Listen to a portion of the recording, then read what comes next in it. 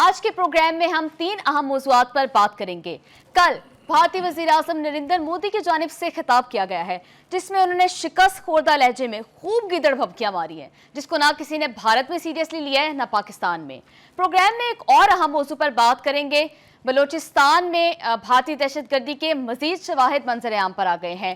اس کے ساتھ ہی P T I کی جانب سے بھی حکومت سے سیز فائر کی درخواست کر دی گئی ہے، جس کے بعد حکومتی رویے میں کچھ نرمی دیکھی گئی ہے اور بانی کی بہنوں کو ملاقات کی اجازت مل گئی ہے۔ پروگرام کے آخری سے میں ہم بات کریں گے اسرائیل ڈونلڈ ٹرمپ سے ناراض، کہا ہم سے پوچھے بغیر مشرق وسطیٰ کے دورے پر کیوں گئے۔ ان سب معاملات پر تفصیلاً بات کرنے کے لیے بڑھتے ہیں بخاری صاحب کی جانب۔ السلام علیکم بخاری صاحب، کیسے ہیں آپ؟ وعلیکم السلام، کیسی ہیں آپ؟ کیسی ہیں؟ خیریت سے؟ میں ٹھیک ہوں۔ میں بھی بالکل ٹھیک ٹھاک ہوں۔ اچھا بخاری صاحب، کل نریندر مودی صاحب نے خطاب کیا ہے، اس میں انہوں نے خوب گدڑ بھبکیاں ماری ہیں۔ آپ کو ان کی باڈی لینگویج کیسی لگی ہے؟ دیکھیے، پہلی بات تو یہ ہے کہ ان سے جس قسم کی تقریر کی توقع کی جا رہی تھی وہ نہیں کر پائے، اور اس کی بنیادی وجہ صرف یہ ہے کہ ایک تو پوری دنیا نے یہ مان لیا کہ پاکستان نے برتری حاصل کی ہے ہر شعبے میں جنگ کے حوالے سے، چاہے وہ فضائی ہے، چاہے وہ زمینی افواج ہیں، چاہے وہ نیوی ہے، اور پوری دنیا میں اس کے اوپر تبصرے ہو رہے ہیں، اس کے اوپر انالیسز ہو رہے ہیں۔ تو ایک تو مودی صاحب کے پاس یہ کہنے کے لیے نہیں تھا کچھ کہ ہم نے یہ کیا، کیونکہ انہوں نے کچھ کیا ہی نہیں ہے۔ ان کے نہ طیارے پاکستان میں گھس چکے ہیں، وہ جو ڈرون کی پالیسی انہوں نے اختیار کی تھی، وہ 84 کے قریب ہم نے زمین بوس کی ہے، تو وہ بخار بھی مودی صاحب کا فوری طور پہ جلدی اتر گیا۔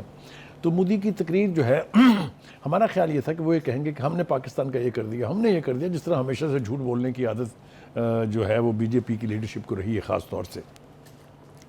لیکن اس کے تقریر کے بارے میں جو کامنٹس اب تک ہمارے سامنے آئے ہیں، ایک تو یہ کہ آپ نے ٹھیک کہا کہ وہ ایک شکست خوردہ لیڈر کی تقریر تھی، دوسری یہ کہ وہ بکھلاہٹ کے شکار تھے، کوئی دو رائے اس کے بارے میں نہیں ہے۔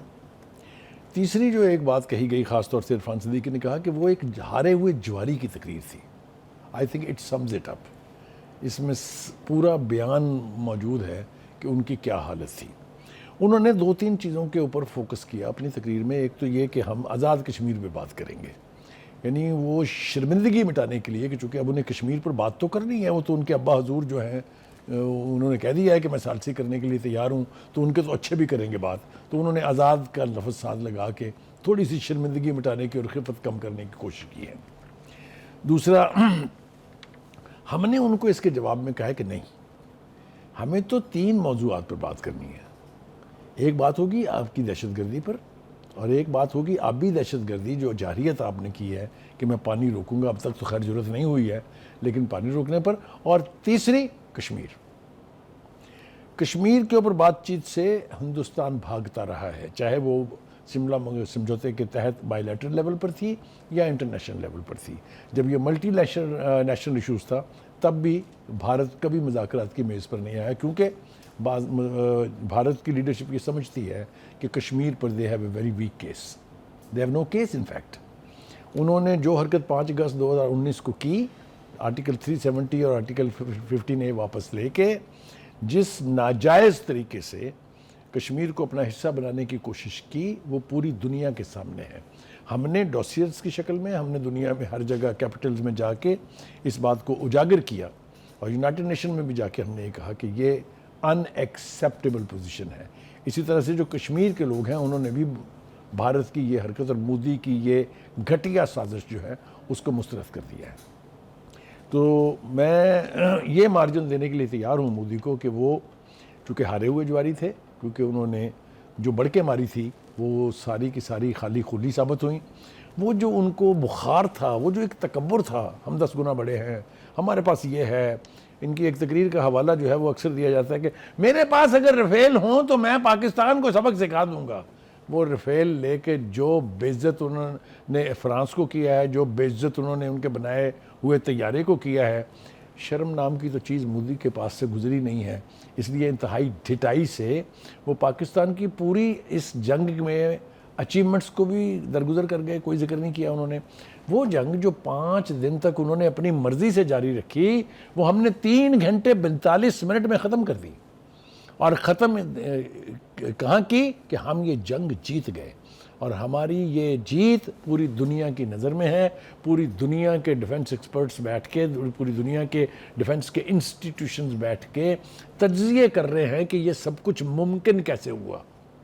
تو یہ بھائی صاحب ایون الجزیرہ نے بھی آج رپورٹ کیا تھا کہ بھارت نے کوشش کی تھی کہ وہ اپنی سٹرینتھ دکھائے لیکن الٹا پڑ گیا، ان کی ویکنس ساری سامنے آ گئی ہیں. دیکھیے میں عرض کروں آپ سے، پہلے امریکہ نے بھی کہہ دیا تھا نا کہ بھئی ہمارا کوئی لینا دینا نہیں ہے اس سے، پاکستان جانے اور انڈیا جانے یہ ان کا پرانا ڈسپیوٹ ہے، یہ خود طے کریں گے. لیکن جب انہوں نے ہماری اچیومنٹس کو مانیٹر کیا، obviously جنگ جب لگتی ہے تو اس کو مانیٹر تو کیا جاتا ہے نا.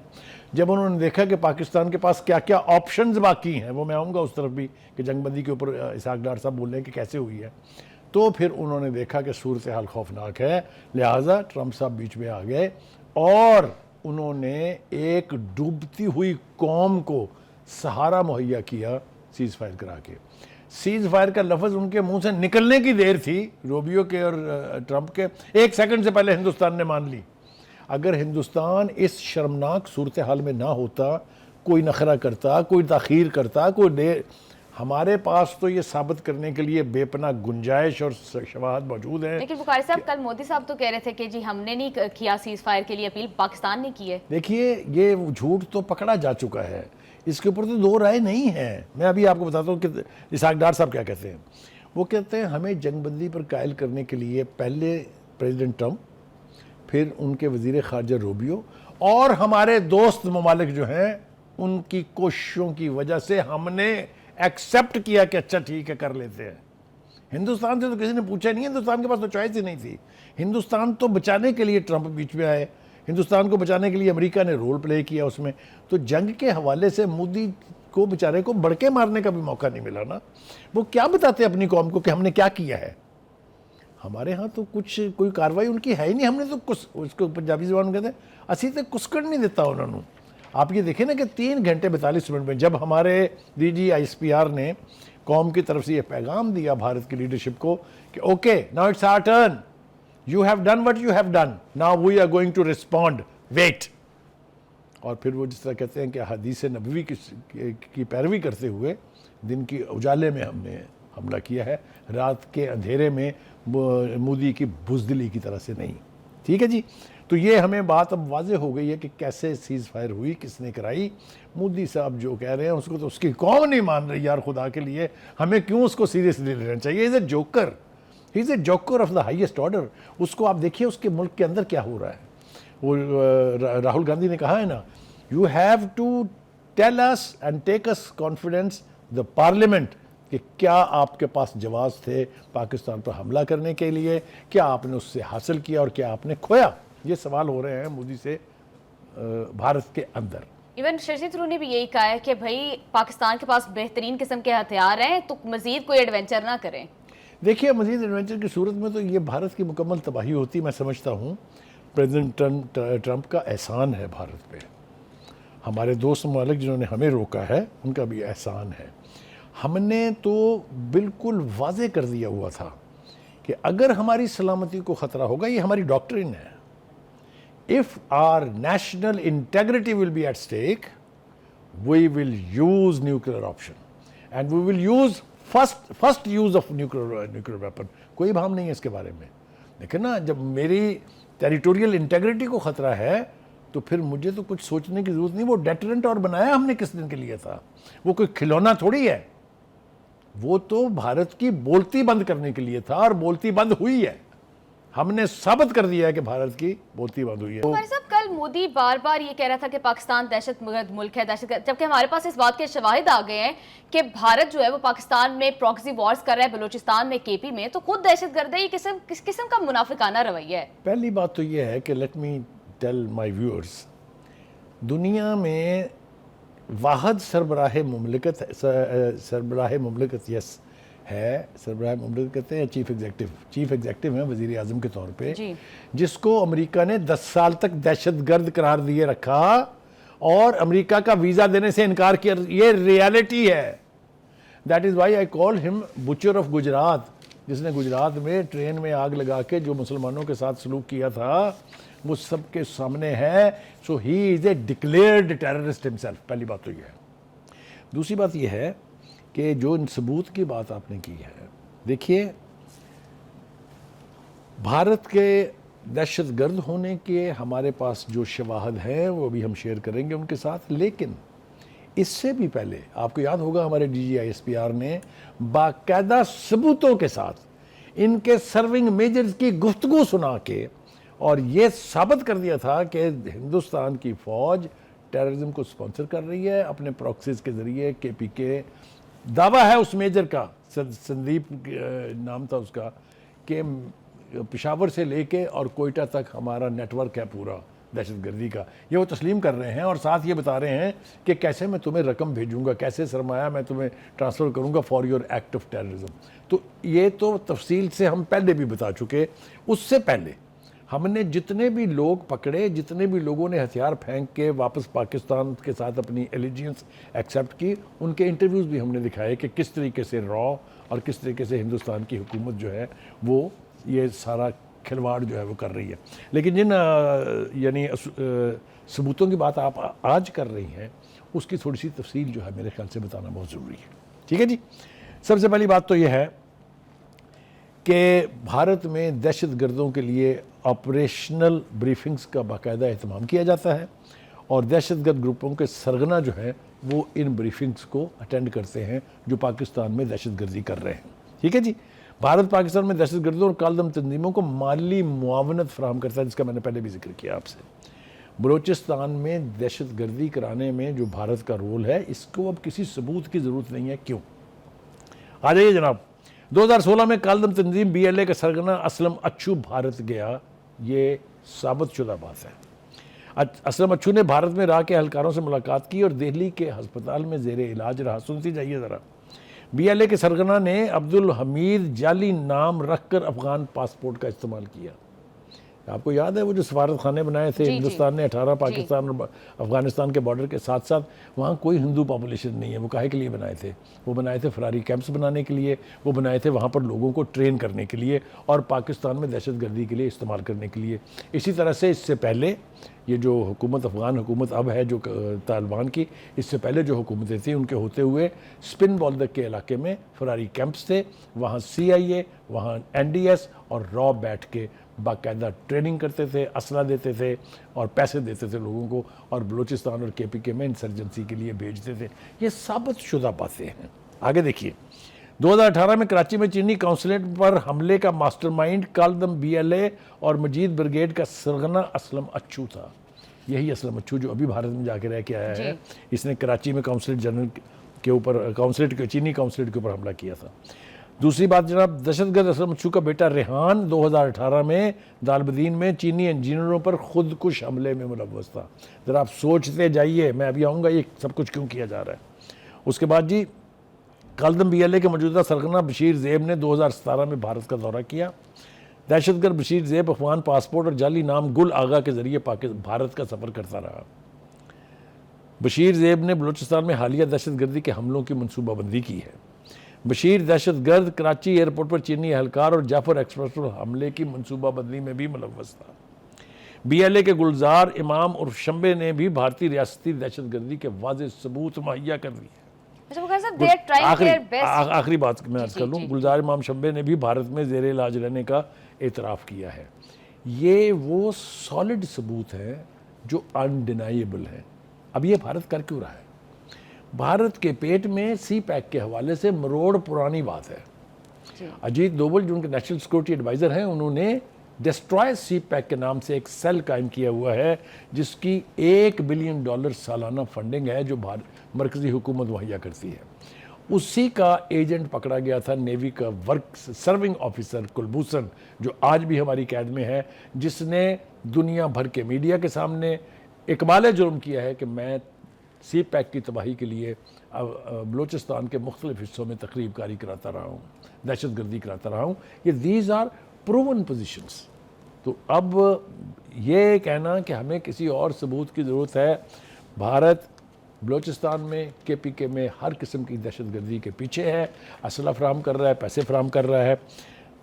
تو اس لیے میں اب یہ بات وثوق سے کہہ سکتا ہوں کہ بھارت کو اب ہمیں روکنا ہے۔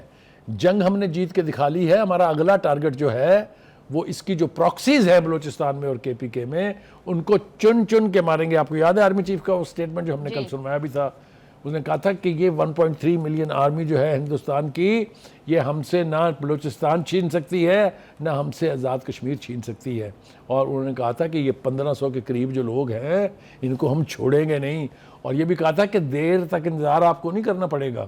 اب ہم ادھر سے فارغ ہوئے ہیں, اگلا ٹارگٹ یہ آپ دیکھیے گا کس برق رفتاری سے ان کے سلیپر سیلز کا خاتمہ ہوتا ہے, جو آپریٹو لوگ ہیں ان کا خاتمہ ہوتا ہے, اور کس طرح ہم انٹرنیشنل جو ہمارے ریسورسز ہیں اور انٹرنیشنل جو ہمارے تعلقات ہیں اس کو استعمال کر کے جو دیگر ملکوں میں بیٹھے ہوئے ہیں, چاہے وہ بلاچ مری ہے, چاہے وہ کوئی بھی بی ایل اے کے اور بی ایف اے کے لوگ ہیں, ان کو ہم واپس لائیں گے اور ان کا ہم خاتمہ کر کے بلوچستان اور کے پی کے کو اس دہشت گردی سے نجات دلائیں گے. دس از آر الٹیمیٹ گول.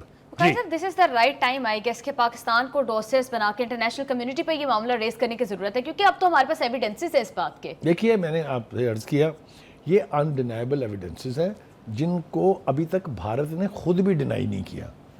یہ اتنے سالڈ پروف ہیں. میں اپنی سیکورٹی ایجنسیز کو اور خاص طور سے انٹیلیجنس ایجنسیز کو, let us name it, I S I کو بہت کریڈٹ دیتا ہوں کہ وہ اس طرح کے انڈینائبل ثبوت اکٹھا کرنے میں دنیا بھر میں معروف ہے. دنیا جانتی ہے کہ آئی ایس آئی کی کیا کیپیسٹی ہے اور وہ کس طریقے سے. میں آپ کو ایک اور بات بتاؤں, جس طریقے سے ہم نے ٹارگٹ پک اپ کر کے 3 گھنٹے 45 منٹ میں ناکوں چنے چبوائے ہیں بھارت کو, یہ بھی تو کسی کا کمال ہے نا جس نے ان یعنی ٹارگٹس کو آئیڈینٹیفائی کیا اور الٹیمیٹلی ہم نے ان کو ہٹ کیا. اب آ جائیے جناب, ہیونگ سیڈ آل دس, ہم نے کہا کہ ہم نے یہ جنگ جیت لی ہے, ہم نے کہا کہ دنیا نے تسلیم کیا ہے کہ ہم نے یہ جنگ جیت لی ہے. میں نے کہا کہ مودی نے اپنی پوری تقریر میں کہیں کوئی فاتح ہونے کا دعویٰ نہیں کیا, اس لیے کہ اس کو پتا تھا کہ بیک ہوم کیا صورتحال ہے. اس کا اپنا میڈیا اور اس کی اپنی پولیٹیکل لیڈرشپ جو ہے بس آلموسٹ گریبان سے پکڑنے والی ہے اس کو. اور ہمارے ہاں یہ کہا جا رہا ہے کہ نہ صرف یہ کہ مودی اب اگلا الیکشن نہیں جیت سکتا, مودی کی پارٹی کو اب اپنی حکومت بچانے کے لیے جان جوکھوں کے لالے جو ہیں وہ ان کو پڑے ہوئے ہیں, جانوں کے لالے پڑے ہوئے ہیں. اب آ جائیے جناب, ہمارے پرائم منسٹر نے اعلان کیا ہے کہ 10 مئی کو ہر سال ہم یوم مارکائے حق منائیں گے. ویسے ایک قریب عجیب و غریب کو انسیڈنٹس ہے, 9 مئی کو بھی کچھ ہوا تھا یہاں پر اگر آپ کو یاد ہو. 10 مئی کو بہرحال ہم مارکائے حق منائیں گے, اور 16 مئی کو انہوں نے کہا ہے کہ پوری قوم جو ہے وہ سجدہ شکر ادا کرے گی پاکستان کے جنگ بھارت کے خلاف جیتنے کے حوالے سے. 28 مئی کو بخاری صاحب یوم تکبیر بھی ہے. جی ایک وہ بھی ایک بہت بڑا ایونٹ ہے. آبویسلی پاکستان کو نیوکلیر ڈیٹرنٹ دینے کا, پاکستان کا مئی کا مہینہ بھی بڑا سوٹ کرتا ہے پاکستان کو. ہاں مئی کا مہینہ بہت سوٹ کرتا ہے. اور اب چونکہ وہ سپریم کورٹ نے بھی اجازت دے دی ہے کہ 9 مئی کے ملزمان جو ہے ان کا ٹرائل جو ہے وہ ملٹری کورٹ میں ہو سکتا ہے. اب آگے دیکھیے ہوتا ہے کیا, زیادہ دیر ہمیں انتظار کرنا نہیں پڑے گا. جی اچھا بخاری صاحب, اس ساری جنگ کا ایک بات جو سب کے مائنڈ میں ہے کہ اب تو سیز فائر کی بات ہو رہی ہے, کیا یہ سیز فائر سسٹین کرے گا؟ کیونکہ ایون گارڈین نے بھی اس کو جو ٹرمینالوجی اس کے لیے یوز کیا وہ فریجائل سیز فائر. آپ نے یہ بڑا اہم سوال پوچھا ہے. جی میں آپ کو اس کے حوالے سے بڑے وثوق کے ساتھ یہ جواب دے رہا ہوں. اگر بلوچستان میں, اگر کے پی کے میں ہندوستان نے کوئی مزید کوشش کی دہشت گردی کی تو we will treat it as a violation of cease fire. اور سیز فائر کی وائلیشن اگر ہندوستان کرے گا ہم توڑ دیں گے اس سیز فائر کو, and we will get Modi and its mafia right from the necks. یہ تو اب ہم نے چھوڑنا نہیں ہے, یہ تو ہم نے طے کر لیا ہے کہ بھارت کی طرف سے اب کسی قسم کی ایکسیسز جو ہیں اس کو ہم ٹالریٹ نہیں کریں گے. دندہ شکن جواب دیں گے دیر اینڈ دین, کیونکہ ان کے پیچ کتنے ہیں, ان میں ہمت کتنی ہے, وہ بازو ہم نے آزما لیے ہیں. وہ کسی نے خوب کہا تھا نا, نہ تلوار اٹھے گی نہ خنجر اٹھے گا, یہ بازو میرے آزمائے ہوئے ہیں. سب کچھ تھا ہندوستان کے پاس, پھر کچھ کیا کیوں نہیں؟ پھر لیم ڈک بن کے اپنی بربادی کیوں کروا لی؟ مودی صاحب کو یہ جواب اپنی قوم کو دینا ہوگا. جی اچھا بخاری صاحب, اس پہ ایک اور بڑا اہم سوال ہے کہ اس ساری جنگ میں ٹرننگ پوائنٹ کیا تھا؟ کیونکہ پہلے تو یہ دیکھ رہے تھے کہ بھارت نہیں آمادہ تھا نہ کسی کی بات سننے پر نہ کچھ اور پر. پھر ایک ایسا کون سا مومنٹ تھا کہ جس نے بھارت کا پوسٹر بھی چینج کر دیا اور دیگر عالمی طاقتوں کو بھی اس میں انٹرسٹ ان کا ڈیولپ ہو گیا اور ان کا آپ جس طرف اشارہ کر رہی ہیں میں اس طرف جاؤں گا نہیں, لیکن میں آپ کو اشارے دے دیتا ہوں. پہلی بات تو یہ ہے کہ جب دشمن جنگ ہار رہا ہو, جب آپ کی فتح جو ہے وہ پوری دنیا کو نظر آ رہی ہو, تو دشمن کے پاس پھر کوئی چارہ نہیں ہوتا سوائے اس کے کہ وہ جھک جائے. کیونکہ جی اگر صاحب آپ بالکل ٹھیک کہہ رہے ہیں کہ دشمن کے پاس کوئی چارہ ہی نہیں ہے، کیونکہ پاکستان کی اس دفعہ جو فتح تھی وہ لاؤڈ اینڈ کلیئر تھی. پوری دنیا نے، انٹرنیشنل کمیونٹی نے اس کو ریکگنائز کیا ہے. یہاں وقت ہوا ہے پروگرام میں ایک بریک کا. بریک سے واپس آ کر ہم بات کریں گے PTI میں کچھ اہم ڈیولپمنٹس ہوئی ہیں اس پر